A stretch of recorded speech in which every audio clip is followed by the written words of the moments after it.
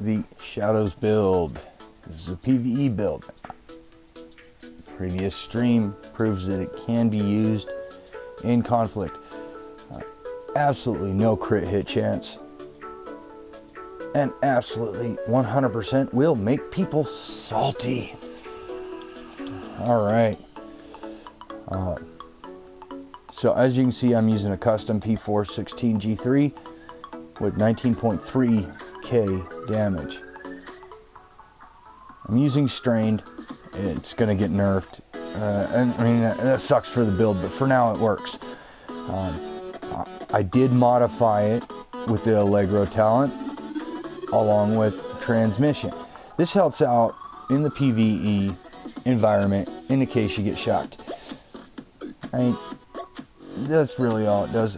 I do keep the liberty for this one talent, Independence, while still destroying the weak points. Refills 20% of your current weapon's magazine. It comes in handy.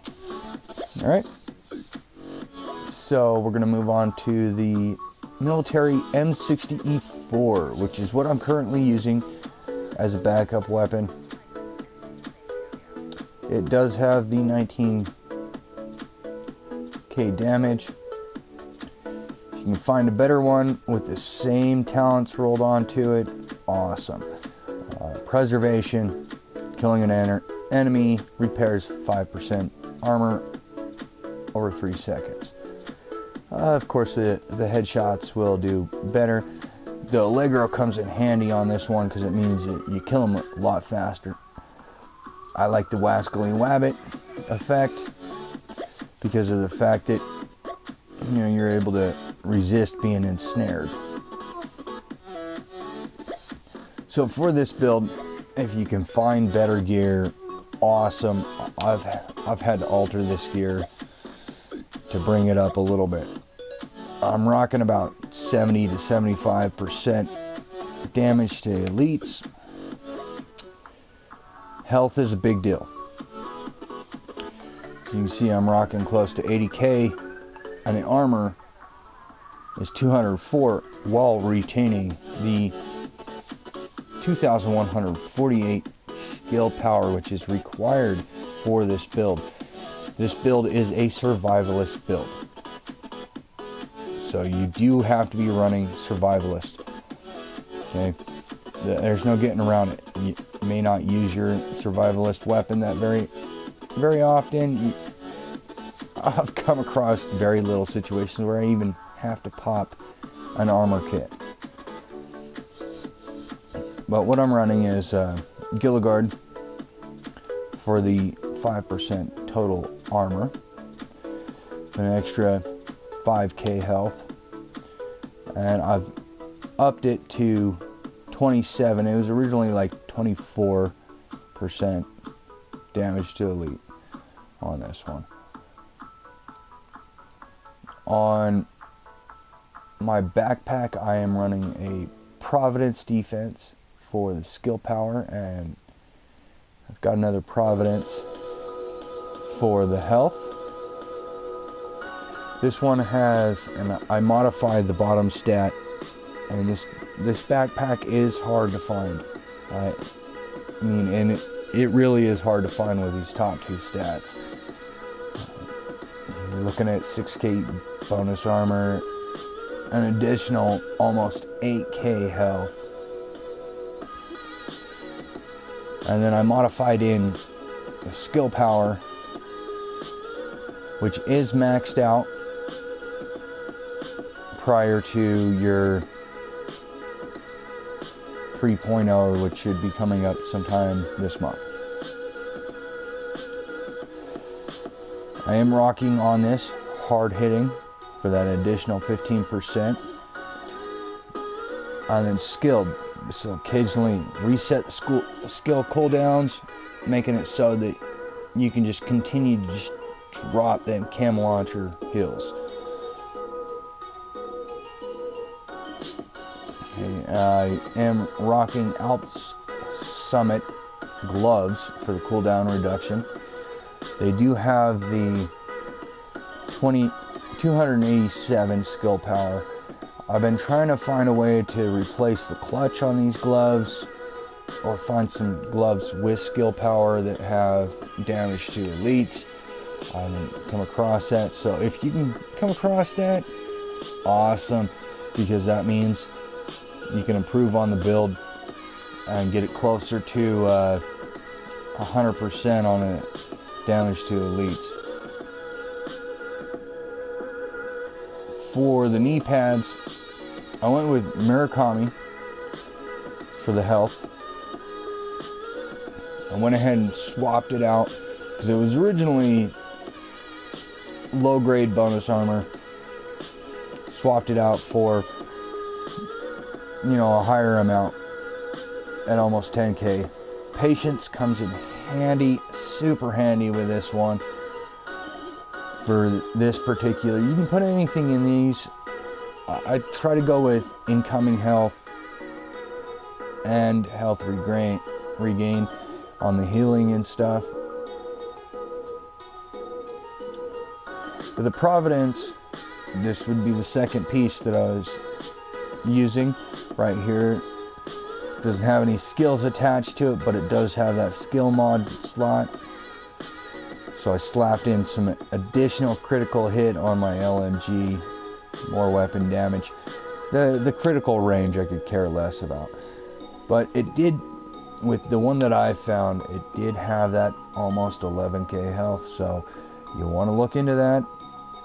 You know, it can always be improved on.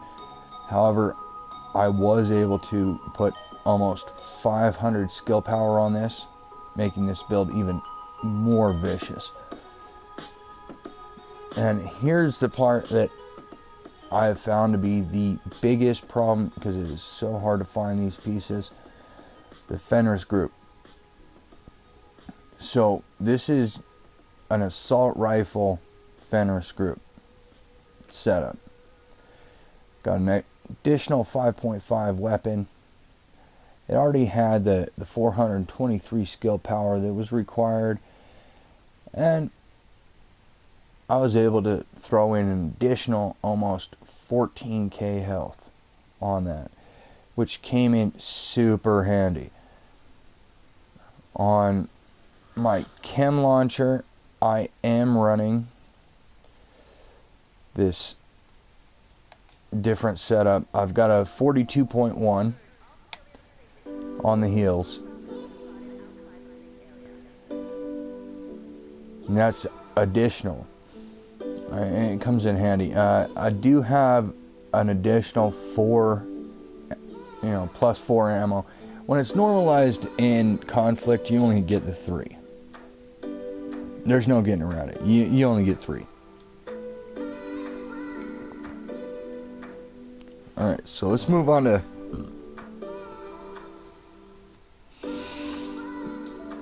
this particular item. You have to have a specialist. You have to be running specialist to have the Mender Secret Mine. There's no getting around it. It is a requirement. So for me, I went with the 27.4 cooldown reduction. I want something a little bit better in that particular slot, but I just can't find anything. Right now I'm only rocking the 14.5%, as as you can see, I just don't have the extra. Right now on the other side, I am running the 41.1 healing. I do have a lower mod, but I suggest sticking with the higher, close to 2100 skill power. I have yet come across a better one that's not gonna go over my cap.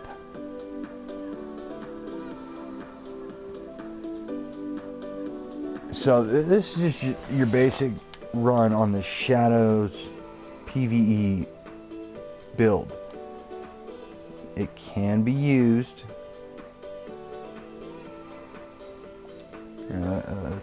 move on into the base operations,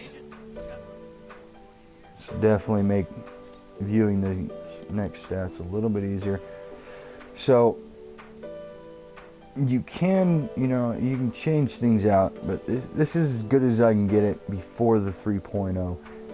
As you can see, I've got hard hitting 3 times. Right there, that's 45% on top of the other stuff that I've added in. These are my basic weapons talents. As you can see, I'm a big fan of Allegro, and obviously that's just because it makes the weapon fire better, a lot faster. And here's the thing that ultimately is just going to annoy the crap out of anybody that you destroy with this build when going into conflict. Absolutely 0% crit hit chance.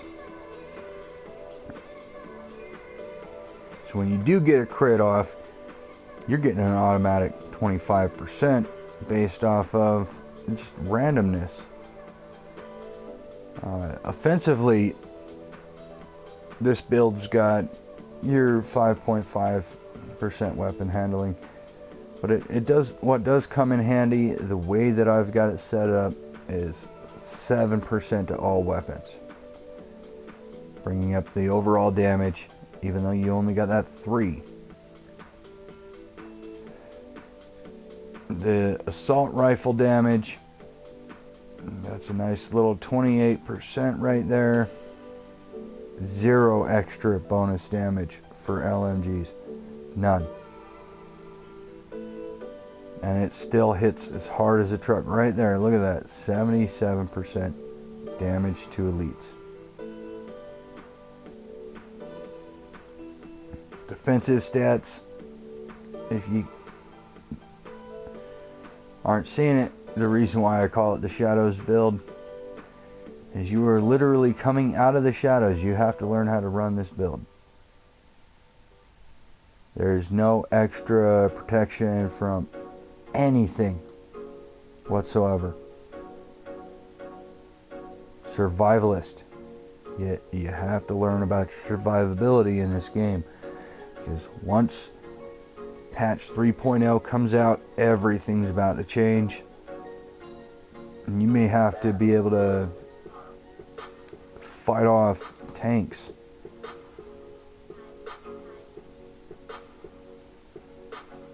So here's the overall. As you can see with my skills, everything comes down to that primary skill power, 2148. Got a 10% cooldown. That's really it.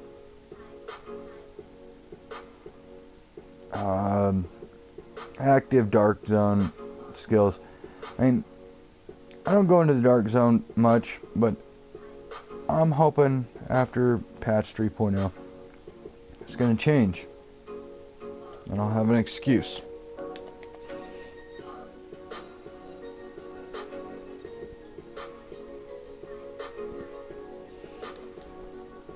But just real quick, before I finish this up, we're going to go down to the shooting range.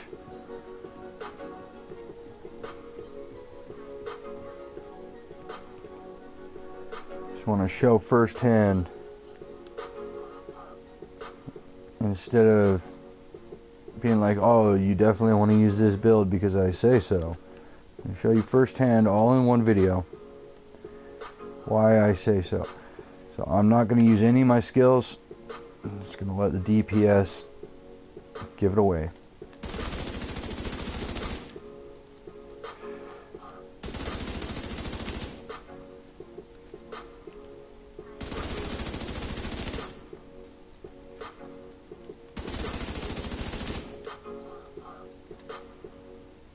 Go.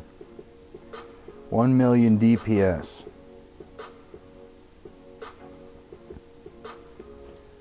Just to reassure everyone, 1,000,001. So 1,016,000.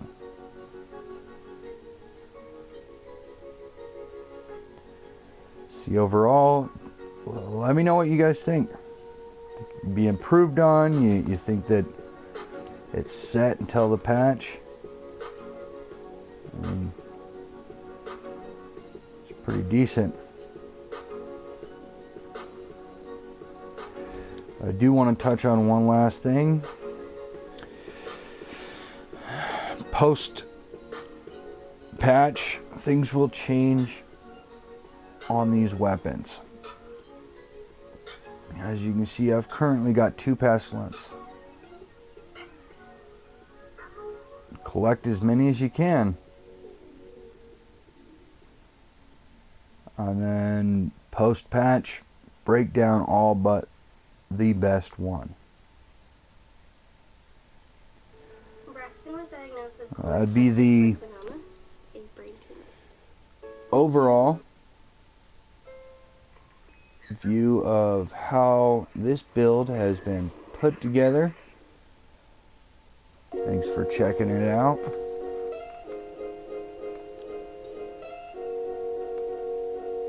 And has yourselves an amazing day. Thanks for stopping in.